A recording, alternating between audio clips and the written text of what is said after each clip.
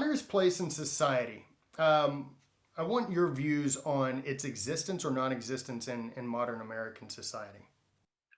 This gets us into an essential topic, which is this notion of diversity and the push for it at the expense of everything else. And a diverse society, as we know from history, uh, is a low trust society. That is, not everybody is sharing the same ethnic, religious, cultural, historical norms. We're just not. And American society has prided itself on that uh, in its formative years when we needed people. And during the period when we had almost no immigration in order to absorb the immigrants we got from Ireland, including my own family, and the Italians and the Jews from Russia and Central Europe, the Germans themselves after a famine in the Rhineland in the middle 19th century. We did a timeout to sort of Americanize those people. Well, now that's considered rude again. That people should be able to come here and maintain in effect their own little duchies and fiefdoms within the United States. But that creates a low trust society. So the concept of honor, which certainly by World War II, uh, we all shared the same goals. We had to beat Hitler, although that was in a way less important for the United States than beating Japan. We fought the Japan War pretty much by ourselves, and with the European conflict, we fought it in collaboration with the Soviets and to some extent the British, but they had been knocked out of the war fairly early at Dunkirk and made a comeback. So I think that honor now is considered, in some cultures, honor is a fool's game. You don't want to be. I mean, God knows I spent enough time in the Soviet Union and in East Germany. Was there between 1985 and 1991 when the Soviet Union finally collapsed. I was at the Berlin Wall when it came down, for example. In fact, I have here in the library across the room here, I have a piece of the Berlin Wall that I personally chunked out of the wall when it came down. Um, what you found in those societies, because of the disparity between the stated nature of the society and the actual nature of it, that everyone was corrupt on some level. And you could use that to your advantage if you had to. You could bribe people and you could get into places you shouldn't get into, and you could work the bureaucracy and you could do a lot of things, but you were always effectively breaking the law by doing that. And that's a low trust society. Nobody trusted anybody, and the only thing that worked for you was either uh, threats or bribes. And obviously, in my case, I wasn't making any threats against anybody. But for example, the unit of currency. Not too many Americans knew this at the time and don't anymore. In the Soviet Union, was not the ruble, which was they artificially overpriced it to make you buy them because they needed hard currency, what's called valuta in Russian. Was not the ruble. It was not even the dollar.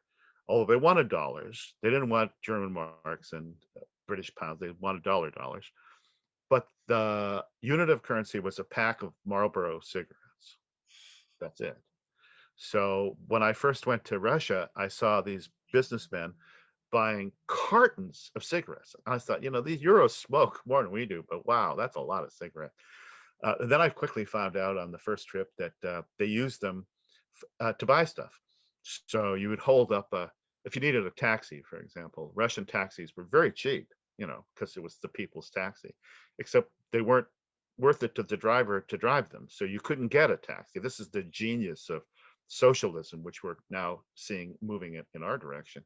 So you'd hold up a pack of Marlboros or fingers. You go one, not one, two, three, as we all learned from Inglorious Bastards, but one, two, three, so you don't look like an American.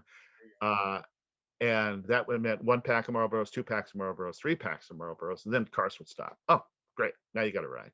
That's how it worked. It was a very efficient black market system, but of course it was so at odds with the government that it collapsed. And the Russians, it took what, 70 years, about 70 years, two generations to collapse it.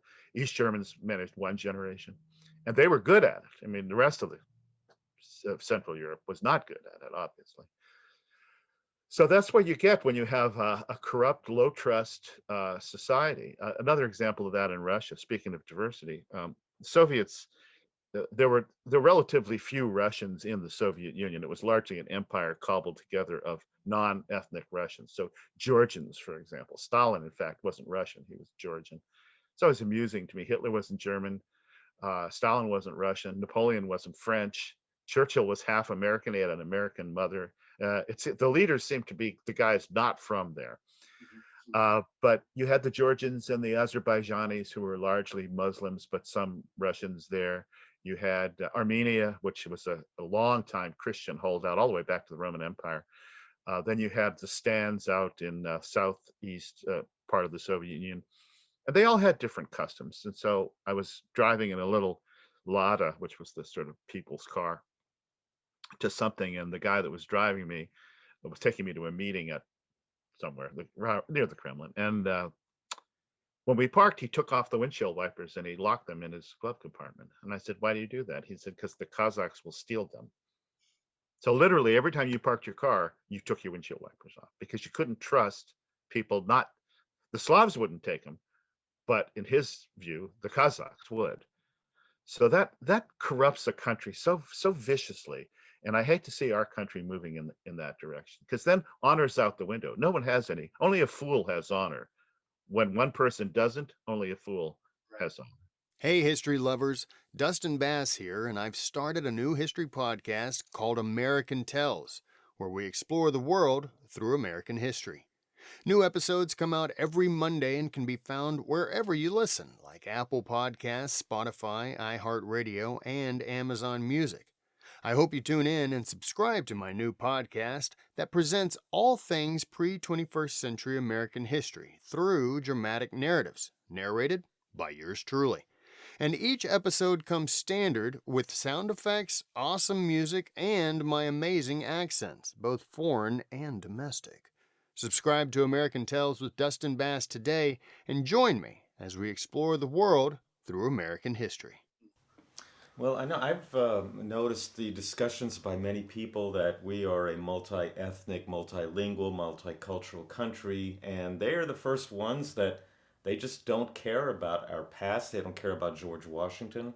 I mean, I'm seeing this everywhere I go, and um, I mean, it's what are we going to fight for if somebody does fight us?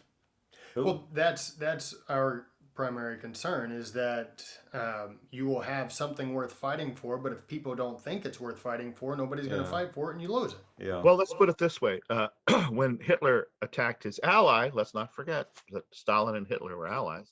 Good guys. Yeah, well, there was a low trust society there, that's for sure. Stalin did not go. But the Russians did the same thing Kutuzov did against Napoleon, which is retreat, retreat, retreat, retreat, retreat. But eventually, they knew they were going to have to fight at Leningrad and Moscow and Stalingrad, which is where the war was decided. Stalin didn't say to the Russian people, "We're fighting for communism." Oh no, communism went right out the window.